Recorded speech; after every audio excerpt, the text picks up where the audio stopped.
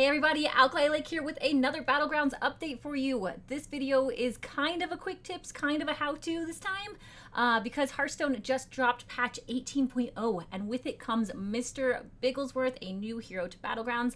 And this hero is really unique because the hero power is when an opponent dies, whenever the last person died, whether you played them or not, you get a minion from their warband. Now hopefully they'll have had 7 minions in their warband, but you'll only get offered 3. So the biggest tip I can give you is take the golden. Take the golden no matter what, because whatever tier you're on, if you play the golden, you will get offered another minion a tier up, right? How triples usually work. So this hero power, is it good? I don't know. I played 2 games and I got a 5th and a 1st. I will say I think it's going to be higher skill cap than people think, because this is a very fast-paced game right now. It's a very fast meta. You need some tempo. You need some presence on the board early, and Mr. Bigglesworth does not give you that. In both games I played, nobody died until after turn 11 or 12, so I had to survive that many turns without having a hero power boost. So keep that in mind. You are gonna have to play this hero power very safe. Now, the first game I played, I only got a 5th. I'm gonna speed through that game and show you how it went down, and then we'll focus on the last game where I learned a little bit more and took 1st place. So let's check it out.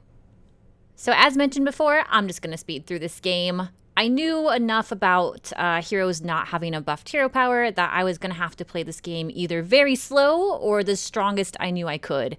And that would be my tip for playing Mr. Bigglesworth. You're not getting an added bonus of having a buffed hero power. You know, it doesn't work like Yogg or like Daryl. You just don't have anything extra until somebody dies. So the whole point is to just stay alive. I went with Demons here because I know Demons is usually a top 4 for me. And it was really the only thing that was offered. And Wrathweaver is one of the strongest tier 1 minions because it's one of the only minions in the game that can keep buffing from literally turn 1.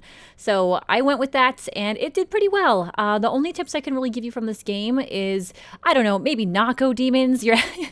Unless you get offered a ton of them. I would say I just got offered enough of them to make it through. I was still pretty proud of my play. The biggest tip I can give you is to make sure if somebody dies and you get offered a golden minion is to take it.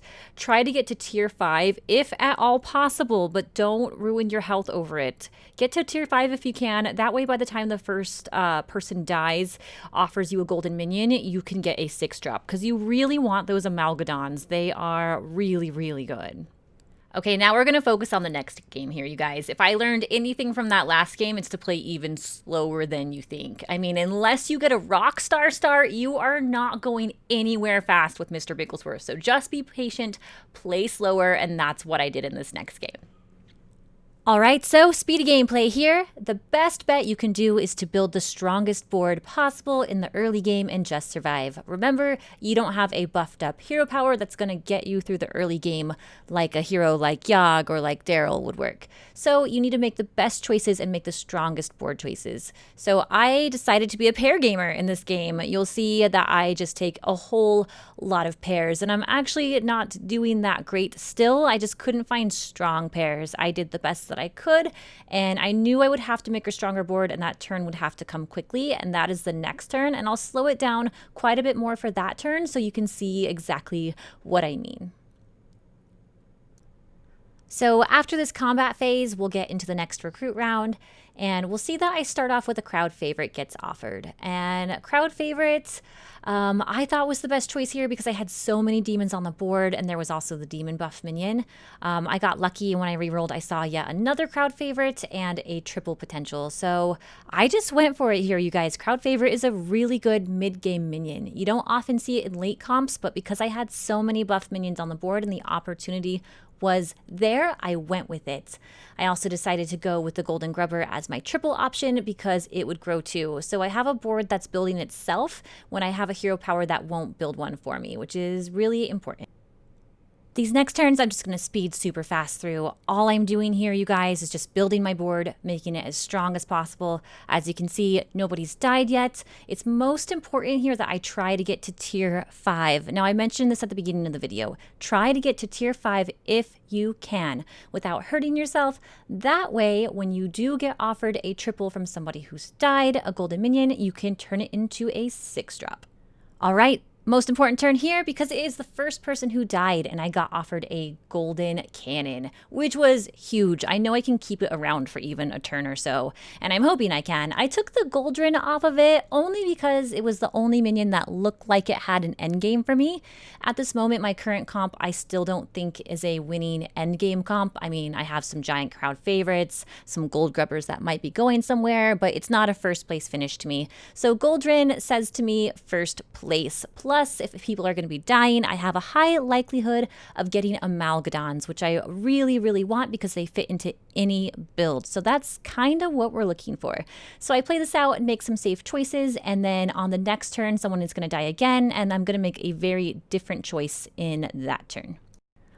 So in this turn, somebody died, and you can see I get offered an Amalgadon. I know I said to take the golden minion so you can triple into a tier 6, but I mean, come on.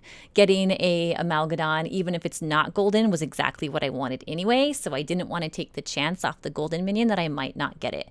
So I went with the Amalgadon because it was the best choice for my board. And then after this, the games go pretty smoothly. I'm able to build your typical beast board, so nothing really grows too crazy from here. Play out your games as normal, make good choices to build up your board, and just wait for good opportunities when somebody dies. Here, I didn't have a great opportunity, so I just went with whatever made my board stronger. And then to make matters worse, you guys, crash. The whole game crashes. I lose everything and I'm freaking panicking. I'm waiting for Mr. Bigglesworth all day. Everybody else is getting him and not me.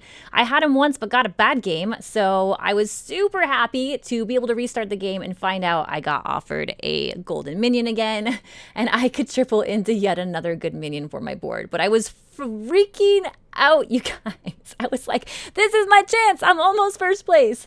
But the rest of the game goes on pretty much without incident and isn't too bad. And, you know, despite the internet issues. So there you have it, my first Mr. Bigglesworth win. It was a crazy game. It was a fast-paced game. Once you get to the end when people are dying and you're having to make quick decisions, it all gets really fun.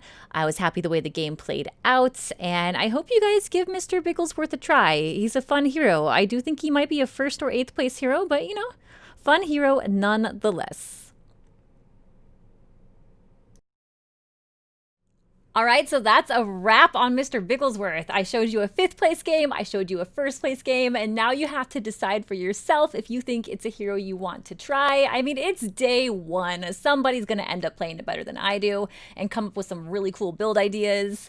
I'm gonna stay on it, keep watching and see what other people are doing. Until then, you guys, have a great day. Make sure to follow me on Twitch, Twitter, all the socials if you want more games, and I stream 4 nights a week. See you there.